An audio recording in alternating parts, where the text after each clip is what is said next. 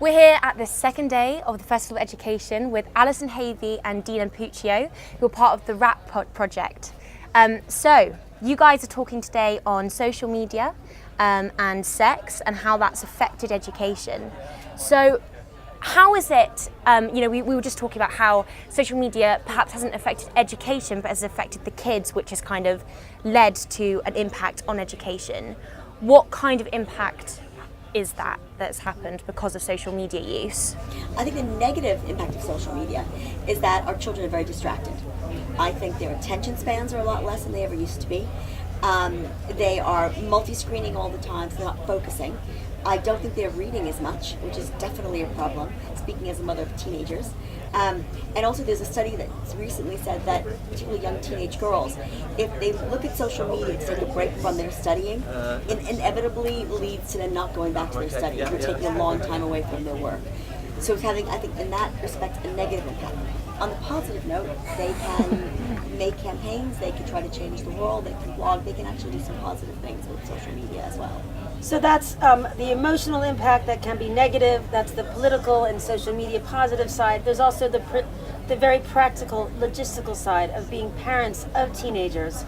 So for example, when we're trying to get our teenagers off to school, my 14-year-old, for example, she's saying, oh, I haven't had a very good sleep on Snapchat to her friends, when in fact she needs to be getting her books together. And inevitably, I know teenagers, their minds are still being formed in any case, and they're forgetful, but I think this is making them even less focused than normal. So yes, and the emotional impact of sharing your life online, it's usually not very representative of reality. So how is it then that the RAP project has attempted to kind of to change or at least help the challenges of our time as a generation in regards to social media and things? So today our talk is sex, likes, and social media, and Deana and I speak in a very direct, straight shooting, straightforward manner with a bit of humor infused about the legal definitions of rape, sexual assault, sexual harassment, and consent. We also talk to kids about the difference between erotica and hardcore porn, and ask, is hardcore porn influencing expectations, attitudes, body image? Deana is amazing at defining sexting and revenge porn and talking about how that can really damage your digital footprint.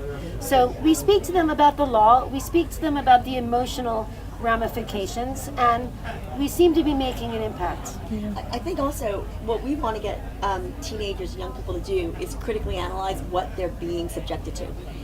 If you tell someone you can't watch porn or you can't watch a certain TV show or you can't do something, they more likely going to want to do it, and it's going to be more tantalizing.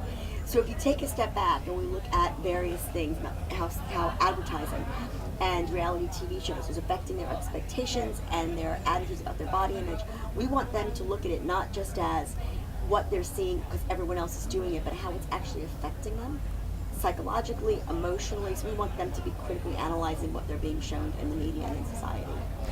Now, Deana, I know that you worked in the sex crimes unit in Brooklyn, but this is kind of for both of you. At the moment, there's been a lot in the media about kind of in colleges, how perhaps sexual assaults aren't prosecuted as frequently as they should be.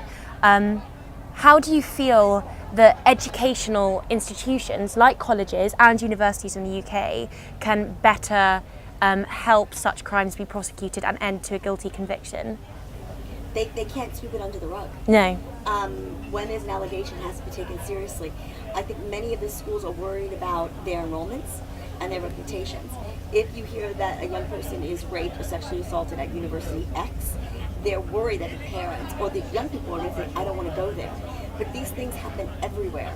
So universities have to take a stand and prosecute fully and cooperate with the police and not be ashamed that they've done something wrong and they fueled it somehow. This is the human condition, it's not the university itself. Yeah. Well, yeah, Allison. No, that's fine.